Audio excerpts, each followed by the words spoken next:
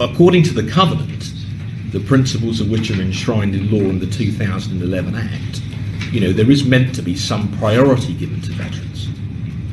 But that often becomes a bit of a postcode lottery depending on which mental health trust they get referred onto.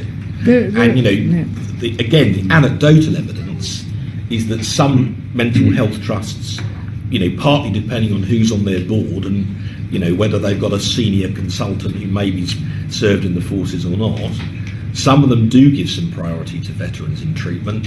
Others just say, no, sorry, we don't really recognise that. We'll do it purely on the basis of clinical need. Well, under NHS legislation, it has to be on the basis of clinical need.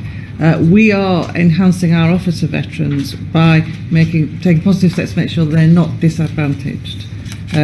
But priority treatment does not sit comfortably with the NHS, whose culture is to treat everyone without fear or favour on the basis of clinical need. Well, then haven't we got a conflict here between two different pieces of legislation?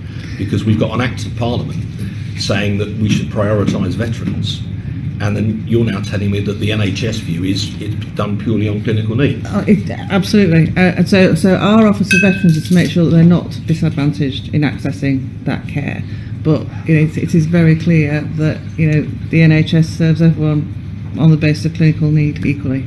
And in order for us to meet the obligations around the Armed Forces Covenant, but also just the practical engagement with stakeholders, armed forces charities, service users and families and veterans, is that there were three key areas that people said if you want to address that around prioritisation and no disadvantage, we should be focusing on.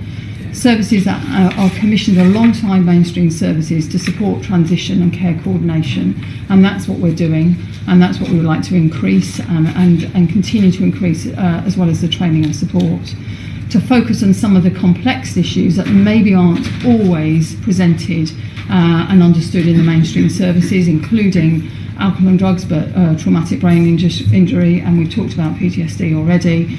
And lastly, but certainly not least, what that means in crisis. Yeah. So when somebody presents in crisis, because it may well have all come tumbling down, as you quite rightly said, that whether that's an A&E department, a GP, or a mental health service, there is a much broader understanding about what those complexities and those needs are around veteran and their families, as well as other specialist needs and conditions. Well, rather than do it to death here, could you maybe provide us with a note about what you're trying to do to get that 46-day average down? I would very happily follow that through, Chair.